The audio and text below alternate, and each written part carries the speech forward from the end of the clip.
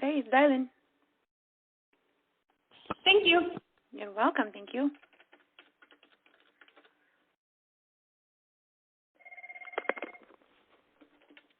Please press 1 to join the conference. You are joining event 25,013. Lana, can you mute? Thank you. June 3rd, 2014, as a speaker.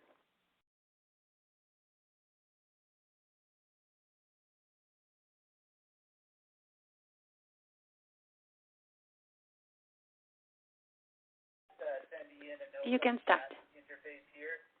Thank you, Lana. You're welcome. Can you go on mute, please?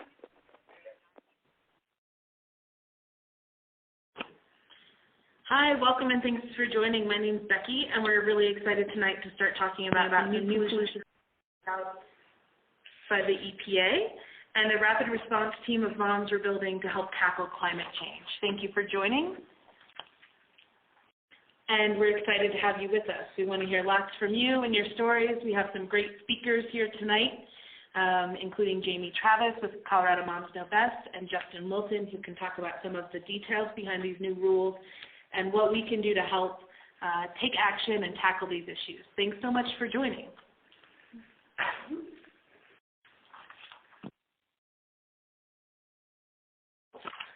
Welcome again. Thanks for joining. My name's Becky. We're going to talk about new pollution rules and the rapid response team of moms we're building to help us implement the new rules and tackle climate change. If at any point in the call you want to ask a question, please press 0. And if you want to join our rapid response team, go ahead and press 7. I'd like to quickly introduce a couple of our speakers tonight so you can hear from them. Jamie Travis, can you introduce yourself for everyone on the line? Hi, everyone. My name is Jamie Travis, and I am the head mom for Colorado Moms Know Best. I am a fourth-generation Colorado native, and I have 2 lovely children who are nearly 8 and nearly 5, and I live in Denver. Great. Thanks for joining us tonight, Jamie. We're excited to hear from you. We also have Justin Wilson on the line. Justin, tell us a little bit about yourself. Good evening. My name is Justin Wilson. I'm the Executive Director of the Western Clean Energy Campaign. We're a nonprofit, nonpartisan network of organizations and individuals in the Western U.S. working to transition our electric grid from one that relies on aging, coal-burning, dirty power plants towards a clean, renewable, healthy future that we all want. That's great. Thanks so much for being here tonight, Justin and Jamie. We're excited to also have folks on the line, and we really want to hear from you. So again, I'd remind people to press 0 if you have a question, or press 7 if you want to get involved with our rapid response team. So we want to hear from folks on why you think these issues are exciting, why you want to engage. There's new EPA rules that are coming out. And so Justin's going to kick it off and give us a little bit of background on what these new rules are and why they're so important. Again, if you have a question for Justin or Jamie, press 0. And if you want to join our team, press 7. Thanks, Becky. So a little over a year ago, President Obama gave a major policy address at Georgetown University to unveil a series of policy initiatives to address a changing climate. The suite of policy initiatives known as the President's Climate Action Plan really outlines the plans to cut carbon pollution in America and prepare the United States for the impacts of climate change. Additionally, it's a plan designed to lead international efforts to address global climate change. This is a very exciting time. I think as everyone knows, or as many of you may know, the United States is already experiencing climate change.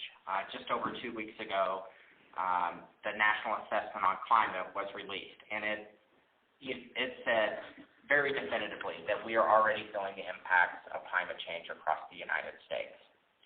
So here's what these rules really do. EPA took an action yesterday. Gina McCarthy, the Environmental Protection Agency head, set out a plan called the Clean Power Plan. That plan is a plan to reduce carbon emissions from America's power plants. As folks may know, the power plants in the United States are responsible for about 1/3 of all carbon dioxide emissions that cause climate change. And this plan seeks to reduce those emissions from power plants 30% by 2030. So this is an ambitious plan, but certainly a doable plan. And an important thing for us here in Colorado is that we're really well positioned to be able to be leaders on this policy. And a little bit later in the call, I'll tell you a little bit more about that. Awesome. Thanks so much, Justin. Again, for folks who have questions, press 0. And if you want to join our rapid response team, press 7. And speaking of the rapid response team, Jamie, can you tell us a little bit about how you got involved and why you think it's so important to engage in these issues? Absolutely. So as I said earlier, I am a native of Colorado, and I grew up in Littleton. And I can vividly remember going fly fishing with my grandfather down in Paonia as a child, and I greatly treasure and cherish those memories. And so when I first became a mom in 2005, I wanted to be able to share all those memories with my kids. And sadly, a lot of things have changed in the 30 years since then. And so I decided that I wanted to try and help make sure Colorado's air and water were clean. And so I started talking to some moms, and that's how I got involved with this. And we're trying to make a push to make sure we're saving this pristine state for our kids and protecting their health. And that's where I come from. That's great. Thanks so much, Jamie. Again, if folks have questions, press 0 and press 7 to join our rapid response team. I think as Justin flagged, these are really important issues, and there's a lot going on.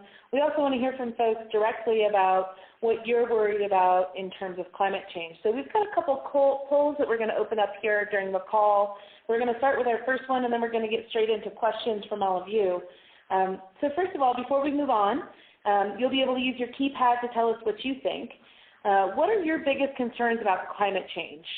So we're going to open the poll now.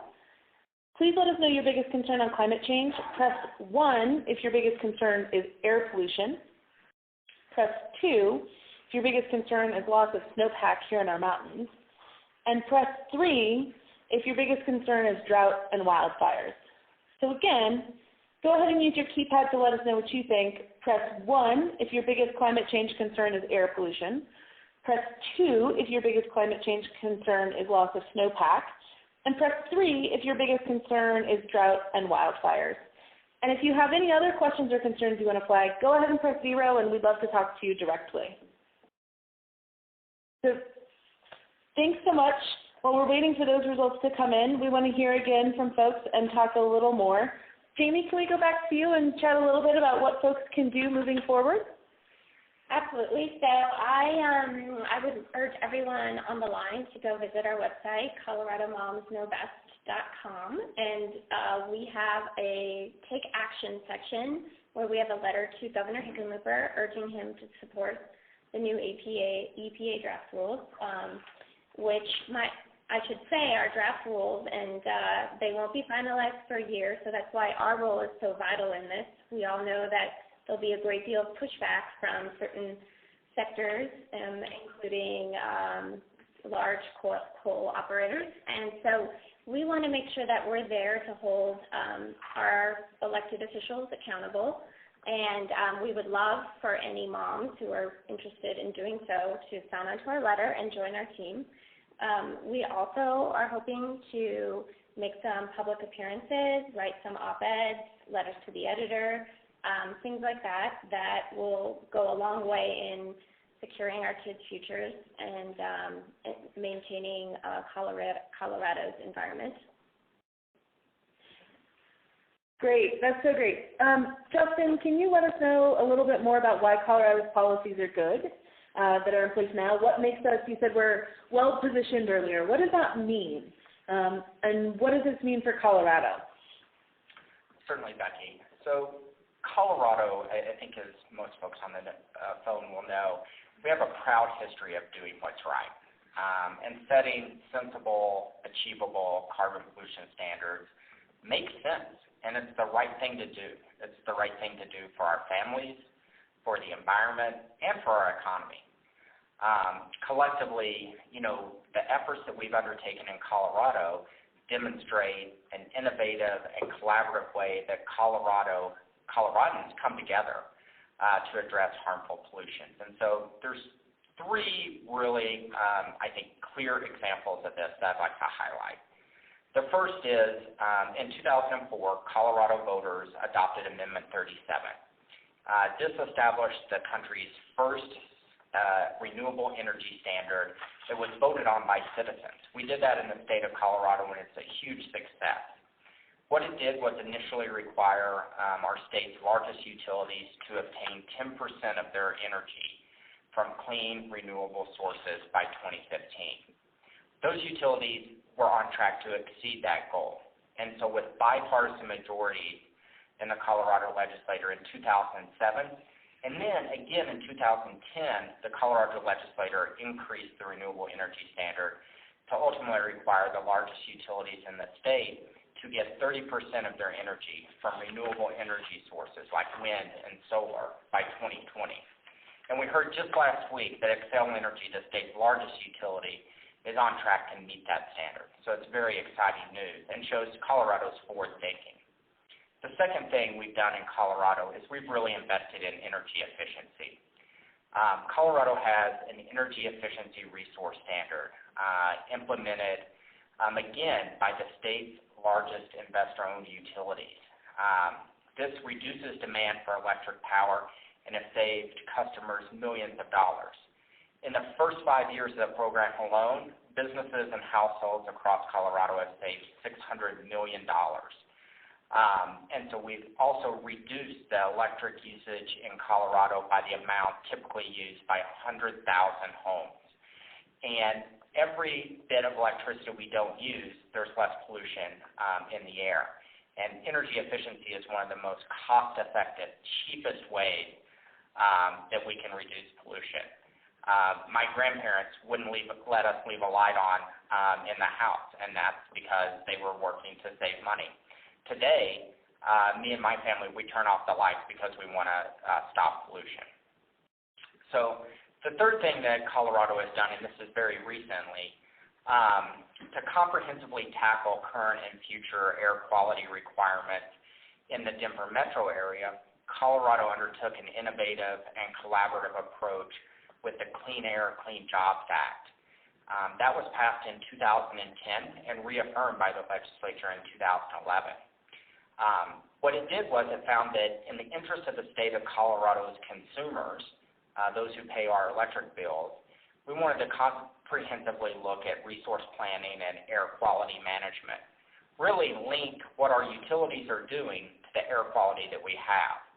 So this bill transitioned several large coal-fired power plants in the Denver metro area to cleaner energy sources and led to dramatic multi-pollutant emissions reductions in the state. So I want to highlight Colorado's leadership and also point out that as EPA issued their rule on their draft rule on Monday, they very specifically talked about Colorado and held Colorado up as an example. Now, there's a really important political strategy here that we need to talk about. Having Colorado be a leader, a state in the middle of the country, a state with so much at risk due to climate change is very important. And so what we really need to do tonight is galvanize new people to get engaged in this movement and support our political leaders in Colorado to make sure we keep championing progressive, common sense energy policies. So I think that's a great slide. We know that Colorado really matters in national politics, and we know that moms really matter in Colorado politics.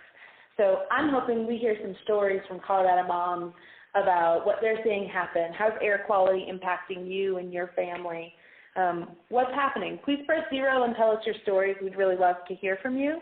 Ask us your questions, and press 7 if you want to get involved. I want to report back on the poll we did earlier, which asked a couple questions about the biggest concern around climate change. 47% of folks on the line tonight said air quality is their biggest concern as it relates to climate change. Drought and wildfires were a close second at 43%, and many of you are also worried about loss of snowpack, just 10%. Are worried about that as well. Obviously, there's a lot of tie-ins there with drought and long-term fire issues. Thanks for taking action on that, and please make sure to press 0 if you have a question, and 7 to join our team. we want to go ahead and take some of those questions and hear from folks on the line. So we're going to go ahead and we're going to go to Jasenia in Aurora. Do you have a question for us this evening? Hey, Jasenia, are you with us? Yes, I was asking, because we are low-income families, and it's really difficult for us to make a lot of changes, one, because it's more expensive. But I really, the more I know about this subject, I want to get involved and figure out how I can help in home and what organizations and there we can get involved for. That's a great question, Jasenia. And Jamie and Justin, what do you guys think that folks can do both immediately in their homes to help conserve energy, and also big picture, how can folks get involved to really help on this issue? Jasenia, this is Jamie. Sorry if I butchered your name. So I would say that I really appreciate where you're coming from, and that it really doesn't cost anything to be an activist or to join Colorado Moms Know Best. In fact, it's free. So if you are interested in helping us, it would be absolutely fantastic to have you. We want a diverse group of moms, and we want you to have a voice in this. So I would urge you to join with us. And it's easy to write a letter, get a piece of paper and a pen, and make your voice heard. Justin will have some more specifics about around the house things. Yeah, so real quickly, Jasenia, you're absolutely right. One of the things we know is that carbon pollution harms all communities, but it disproportionately affects low-income and minority communities. And so while we live in a country where we're blessed to take on our environmental challenges head-on, we can't forget that sometimes it costs a little bit. The Environmental Protection Agency has put out an analysis, and these rules on a month-by-month basis would cost less than 1 gallon of milk for our families. And so, yes, it's a little bit more we might have to pay, but I think we all agree that milk is important, but so is healthy air, and healthy kids need healthy air. There's going to be some scare tactics out there that our opposition uses. They're going to talk about rate increases. But the chairman and CEO of Xcel Energy, who likely provides your power in Aurora, has said that's just not going to happen. The Washington Post fact checker has said that that's, in fact, bogus claims. So we know that those scare tactics, those tried and true tactics by big polluters are going to continue to happen. But I think that we all agree that healthy kids need healthy air, and sometimes that's worth paying just a little bit more for. That's great, Justin. I think often, as you said, we see those big corporate interests saying that we shouldn't do this and don't worry about it, which is why low-income voices are especially important. It's really great to make sure we have everyone working on these issues and talking about what's good for all of our kids, regardless of where they're growing up and how much money their parents make. They need the same opportunity and the same air quality, so it's hugely important to get them involved. Especially because those big corporate interests do have a lot of money. We have lots of people who are worried about their kids and need them involved. So one easy way you can get involved tonight is let us know your story. Go ahead and press 0 if you have a question, and press 7 to join our rapid response team. We'll be working on a whole bunch of stuff in coming months where you can get involved in writing letters and coming out to meetings. We're going to go ahead and take another call tonight. We have a call this evening. Ray, are you with us this evening? Yes. Hi, go ahead. What's your question? Well, my question is, although Colorado is a clean energy state, most of our public utility energy comes from coal-burning plants in the Midwest. And I know that I did hear your conversion standards, and I wanted to know how we can speed up the conversion to wind and solar in Colorado, since most of that energy is produced here as opposed to the coal burning. That's an absolutely great question. Thanks for asking it. I think there's a couple ways we can speed that up. One is, we talked a little bit earlier about energy efficiency. Energy efficiency is the cheapest, most cleanest way to reduce the amount of pollution in the air. And so that's something that families can do on their own. Changing out old incandescent light bulbs with newer LED light bulbs is one way we can do that. Another way that we can do it is we can organize and we can get together and we can build power as a community of mothers and families and begin having conversations with our policymakers and our utilities and tell them very clearly what we want, which is less coal, more renewables, more efficiency, and moving all around away from these coal-fired power plants in the Midwest. And so I think that that's an important and good way that all of us can get involved. And so, I'm a guest here of Colorado Moms Know Best, but I've seen their work in action. And so I certainly encourage everybody to press that 7 button and get involved and visit the Colorado Moms Know Best website. Jamie and her crew, they know how to build power and to make things happen. Yeah, I think that's a great flag. The Moms crew and Jamie and others had a great success earlier this year working on air quality around other issues here and rules on the ground here in Colorado, which actually have made sure we're so well positioned to feed into this process with the EPA rules. Let's go ahead and keep pressing 0 to tell your stories and ask your questions. Press 7 to join that rapid response team. We're going to go ahead, and I believe we have June from Paonia on the line. How are you tonight, June? Oh, I'm great. I actually have a comment to make. And go ahead. Is, I live in Paonia, Colorado, and that is over the Rocky Mountains from the Denver metro area. And as I've been listening, all I'm hearing about is how this will benefit the Denver metro area. And I can tell you one part of the state that it will not benefit, and that is Delta County and Montrose County and Mesa County. We live in coal country, and I can't count how many men and women are employed by these coal mines, and I can understand, and I'm for going green sooner or later, but we can't just shut down on coal because we will lose jobs. And in the 1980s, we had our economy went down because our coal mines shut down. My school went from having a graduating class of 200, and I graduated in a class of 36. If you shut down all these coal plants, then the coal mines are shut down because we can't find anyone to buy our coal.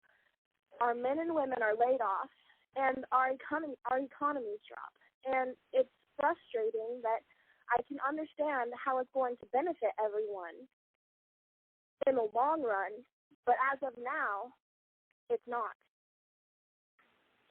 Hey, thanks so much, June, for your question and comment. And I think that's something we hear about in Colorado and other parts of the state, too. Justin, do you want to dig in on that a little more? Yeah, thanks, June, for your comment. It is important, and it's something that we can't forget. And I think moms who oftentimes are paying the bills every month understand that. And it sounds like folks around Paonia do as well. I've been to the area, visited the mines, and know the area well.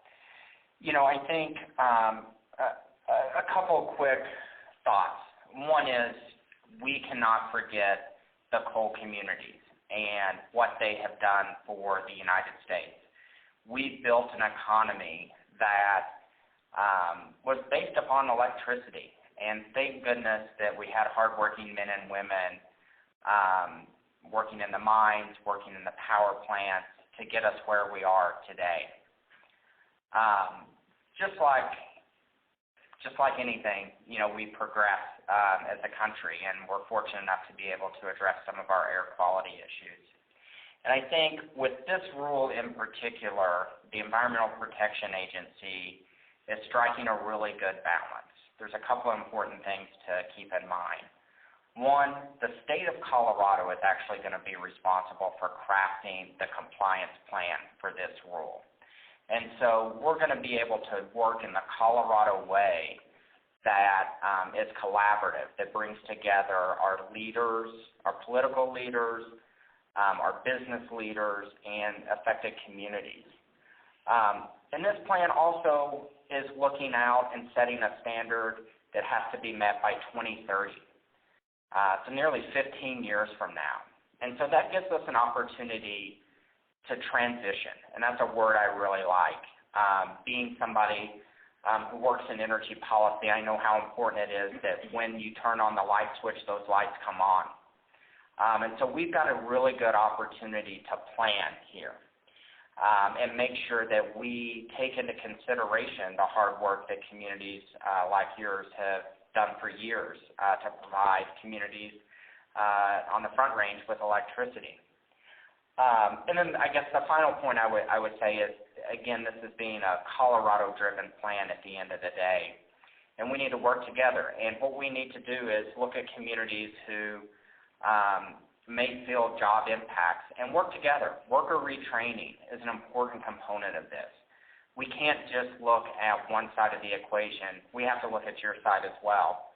And I think that's an important thing that we'll be doing. So thanks for your concern, June, and I hope that I speak from a member of the environmental community as we would look forward to a conversation about what communities like yours need in order to plan for 2030 and an easy transition. Yeah, I think all the things we can do to make sure we have healthy economies and healthy kids is really important. Jamie, did you have anything to add there? I just wanted to say, June, that I grew up part of my life in Paonia. I would spend many summers there with my grandma and grandpa, and I'm a native of Colorado. So, and by the way, I'm the head mom of Colorado Moms Know Best. So I just want you to know that this is a statewide effort, and that I in particular care a lot about the Western Slope because I spent so much of my formative years there. And having just come off of this big air quality campaign, I can say that collaboration was the key to having such strong and common sense rules coming out of it, and these were with big energy companies. And so I have every feeling that this is going to continue with the coal industry, and we will make it a priority in our campaign. But I really appreciate your point of view. Thanks so much. And we're going to take a quick minute and ask a couple more survey questions. I think one way people have gotten involved is telling us their stories tonight, asking questions, pressing 7 to join the rapid response team. We want to take some more of your questions, so keep pressing 0 to ask a question and get in the queue, and we'll get to folks here in just a second. We want to get a sense of what kind of things you've done in the past to have an impact. I know Jamie, I think, has done all of these things and maybe a few more. She might be our 8th pupil tonight. But we think it's great when anyone does any of these things. So how have you gotten involved? Use your keypad to let us know. Press 1 if you've ever written a letter to the editor. Press 2 if you've ever called or met with your local elected officials and state representatives. Press 3 if you've attended a public meeting and given comments to decision makers. Press 4 if you've ever organized your neighbors. And press 5 if you're doing something else. And then press 0 to tell us what you're doing. So again, those options are press 1 if you've written a letter to the editor, press 2 if you've called or met with an elected official, press 3 if you've ever attended a public meeting, press 4 if you've organized your neighbors, and press 5 if you've been doing something else. Keep pressing 0 to tell us about the things you're doing, the things you want to do, questions you have. We want to talk to you tonight, and we're going to get back into some questions. So tonight, I think we also have Cindy on the line. Can you let us know what your question is, Cindy? Sure. Hi there. Well, Jamie, I'm a native, too. I was born and raised here in Colorado, and we lived in North Glen when it was the first suburb here. All I can remember is the choking fumes down I-25 at that time, and so the EPA regulations, the things they've done have improved that. But my concern is specifically fracking and what it's doing to the groundwater, because they keep wanting to tell us that it's a safe technology and they've got it under control. I'm concerned about using any water for it because we don't have a lot of water in the state. But primarily when I was talking to the person when I called in about the question, I pointed out that growing up in North Glen, we were very, very close to Rocky Flats and the Rocky Mountain Arsenal, and we had earthquakes all the time. And that's not a real common occurrence here, not really. It was because they were pumping everything in the groundwater and telling us it was safe. Well, I have breast cancer. My sister died 4 years ago of lung cancer. My best friend has melanoma. Her father died of colon cancer. Her mother has seizures they can't explain. Her dogs died of cancer, and her husband had cancer. So I think that could be all coincidence, but I've lost many, many friends because of the proximity, I believe, of us drinking the water in that area for so many years.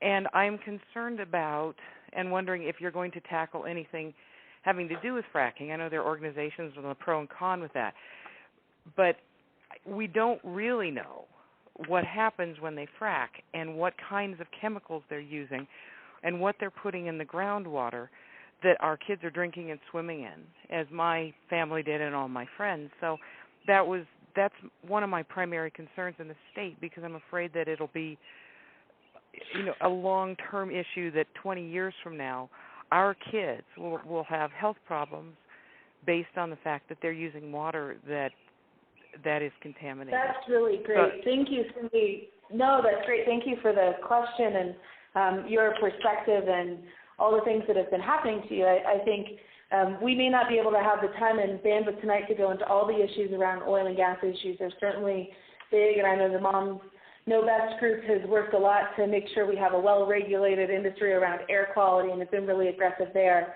Unfortunately, we may not have experts who can dig into the details tonight on some of the other health impacts you talked about, but Jamie, can you talk a little bit about concerns and ways that the Colorado Moms Know Best organization is approaching what we can do about health and air quality, specifically as it relates to these EPA carbon rules, where we're also dealing with some pollution? And Justin, you chime in here as well. Okay, Cindy, I'm really sorry to hear about your health. I really hope that it gets markedly better. And so I can tell you that in terms of air quality and the oil and gas industry, we just came off of a great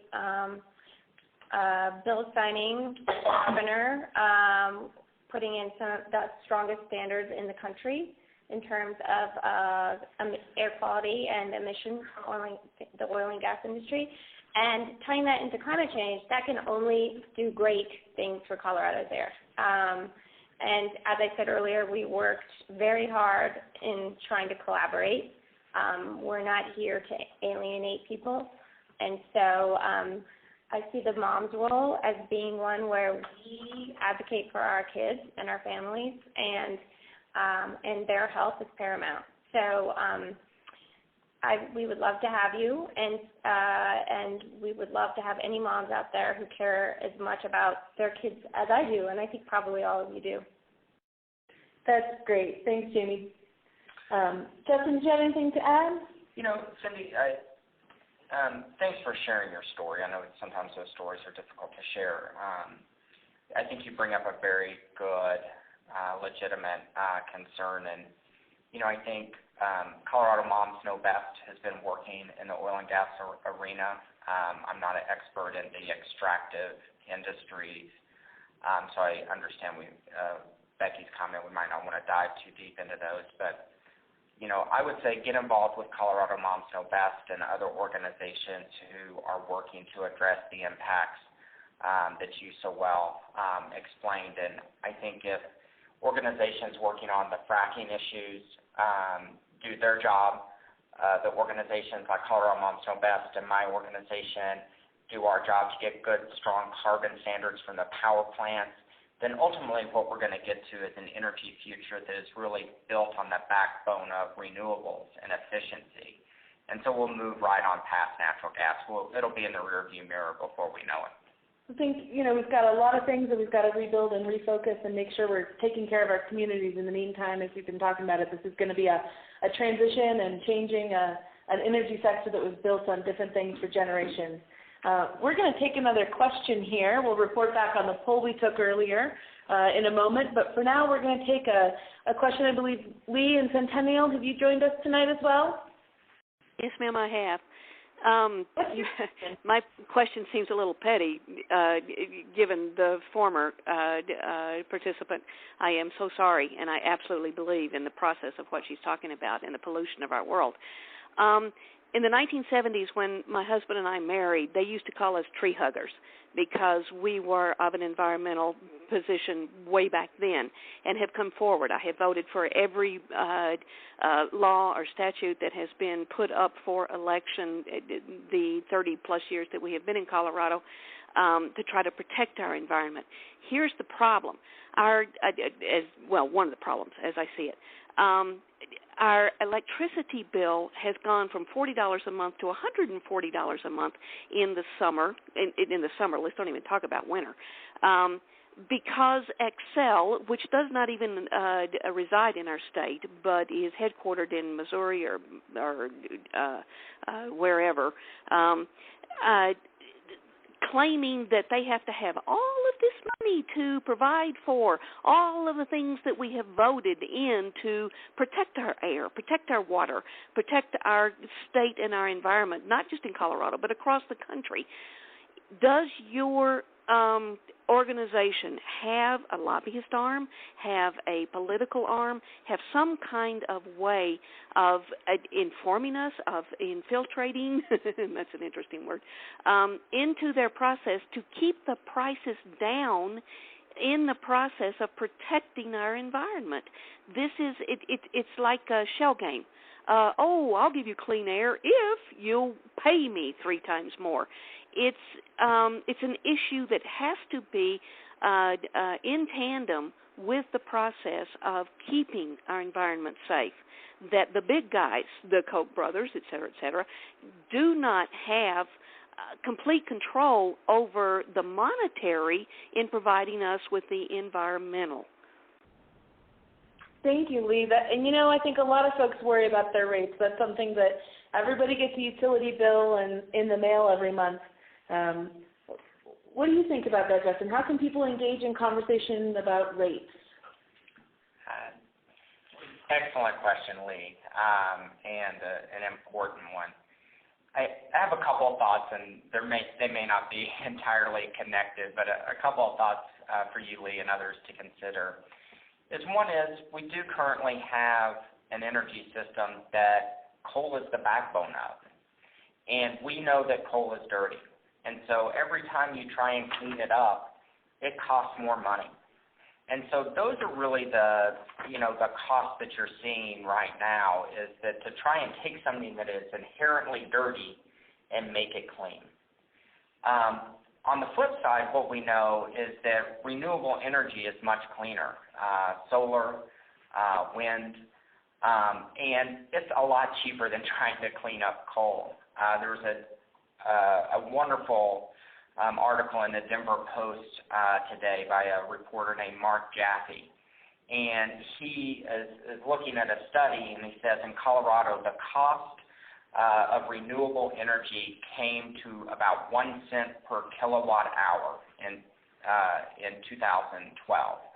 So, and that's the additional cost. So it costs 1 cent per kilowatt hour. My home uses about 250 kilowatt hours a month in the summer.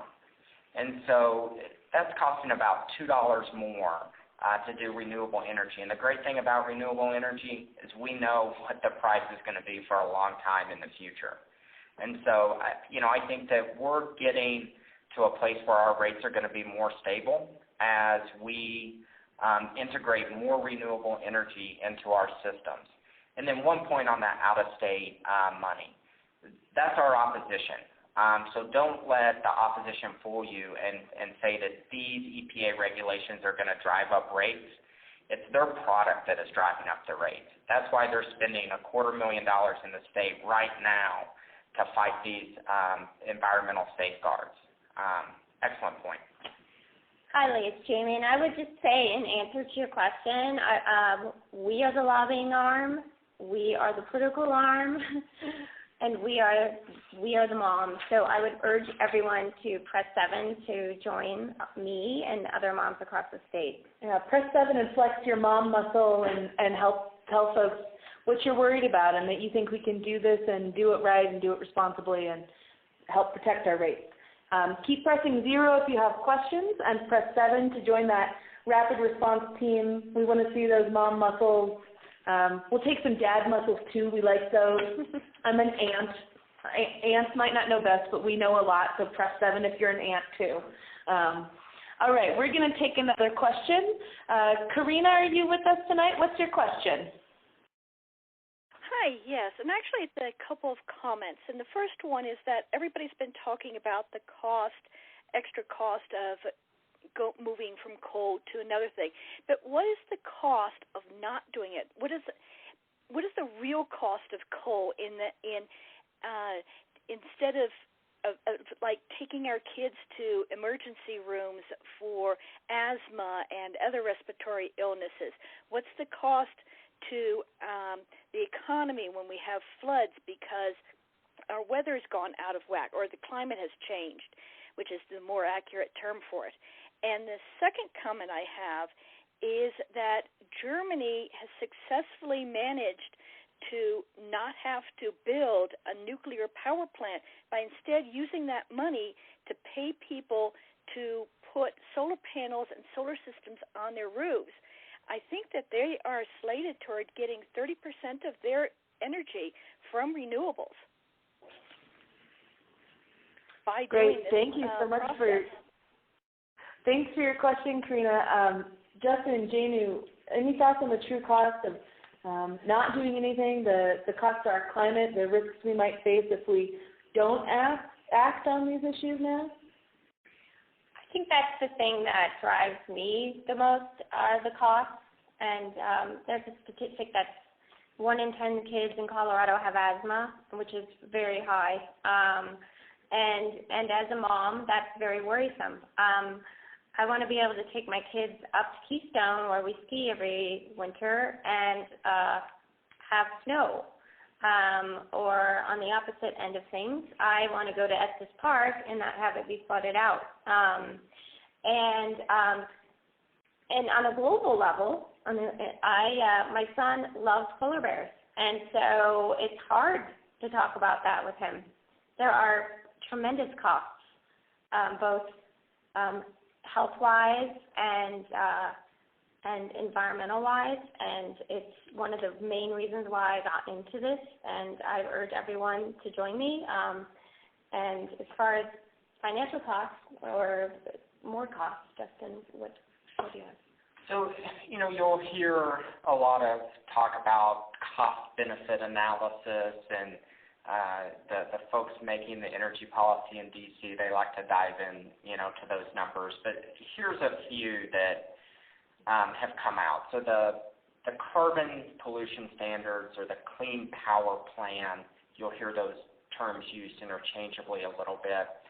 The public health and climate benefits are huge. So it's going to cost a little bit for us to put these standards in place. But it's an $80 billion net benefit to the economy by 2030 per year after that. So every year after 2030, $80 billion worth of benefit into the public health and climate benefits of passing this rule. And a lot of that has to do with health cost. So this rule is going to help avoid 150,000 asthma attacks in children every year, 3,000 heart attacks, 2,800 hospital admissions in addition, almost 500 million missed school and work days. The Environmental Protection Agency is estimating for every dollar we spend on this Clean Power Plan, transitioning away from those carbon-heavy fuels, we're going to see $7 in health benefits. So again, for every dollar we spend moving away from these dirty energy sources, $7 in health benefits. I know my mom always looks for a deal, and so I think this is a deal we need to take. That's a pretty good carbon-saving coupon right there. Thank you, guys. Keep those questions rolling in. We've got some more time, and we're going to take another question. I wanted to report back really quickly on the poll we asked folks about earlier. The majority of you all, 45%, or the majority of the highest number we got on this response said you've called or met with an elected official. 25% have written a letter to the editor. 20% have done something else, and a couple of folks, the 10%, it's a good solid handful, have attended a public meeting, and I want to know what the something else mystery category was. So press 0 to tell your story about how you get involved in your community, to ask your questions, to tell us what you want to do to get involved, and press 7 to join our rapid response team, because we know you're good at taking action. We're going to take another question right now. We have Carlin on the line in Lakewood. What's your question tonight? Hi. Well, thank you very much for organizing this forum. I think this is really exciting. I work in clean energy, and I've been doing it for over 2 decades now. And the thing that I've been really frustrated with is public opinion and the fact that people are not motivated to take action now. I'm really concerned about the future for my children. In all honesty, I'm concerned about the future for myself, because climate change is here. It's real. It's not some conspiracy. The vast majority of scientists say that it's real, and we need to start listening to them, or we are going to get directly impacted in the next decade or 2. And so my question is, have you guys looked at research to understand what messages resonate with the common person, and especially the common mom? Because when I talk to people, my friends who believe are true believers, and the ones that don't, like, what do I say to them? Because it's very frustrating that I've been believed for so long, and I just want to know what messages to tell them that are really going to resonate. Amy, what do you think works with moms? You do a lot of work with them. Thanks so much for your call. I share some of your frustrations with people who aren't buying in. So what I have found and what I have done is just mom-to-mom contact, reaching out to moms, talking about things that have happened in their lives. On the last campaign I worked on, I met with so many people who had terrible asthma, COPD, things from terrible air quality. And it's hard not to believe that climate change isn't real when you see the maladies that strike our children. So I would say that, you're not going to win everyone over, I think a lot of times it comes down to ideological beliefs, but I do my best to remain nonpartisan and just talk about the facts, and that's hopefully what will win people over in the end. And for folks like Carlin who want to help tell other decision makers and folks or their friends what they can do to help, can you remind us of the website where they can send a letter? Sure. So we actually have a letter to the governor on ColoradoMomsKnowBest.com, and you can click on Take Action. And we are gathering signatures to deliver to Governor Hickenlooper in the short term. He's always been open to meetings with us, so that's been fantastic. So we would love for everyone to sign it. If you don't do anything else tonight, sign the letter. Thanks so much. And Justin, you do this work day in and out professionally. What are the official divining rods say is good messaging and ways to talk about folks? How does someone go mom to mom and have those conversations? Well, Carlin, thanks so much for your question. And 20 years in the clean energy, sustainable communities, you're a trailblazer. So thanks for blazing those trails for all the rest of us. And Carlin, you probably know this. Maybe that's why you asked the question. That a lot of times I sit around at the Public Utilities Commission or even kind of around the Capitol, and what you see is a bunch of guys. They're talking and they're buddies. But what you don't see is a bunch of moms who are, with their kids, up there talking to the governor, talking to lawmakers, talking to the Public Utilities Commission. That's a voice they don't hear from. And any time any decision maker hears from somebody that they don't normally hear from, their ears perk up a little bit, and they say, oh, goodness, I need to pay attention. So, that's why Jamie and the Colorado Moms Know Best team organized this call tonight. That's why they called you, is because they know, they've seen it firsthand that, the moms are the best messenger. Let me give you two kind of insider little pieces of information here. So we've worked with a couple of groups, and we're doing some polling. And we're doing this on a regular basis to understand how Americans feel about this. And so part of that is understanding who the good messengers are. But another thing is just getting some information. And 56% of Americans, more than half of Americans, think that there are already carbon pollution limits. And that's just not true. And so although we have protections against mercury, protections against soot, protections against sulfur dioxide, nitrogen dioxide, all these other air toxics, there are no limits on carbon pollution from power plants.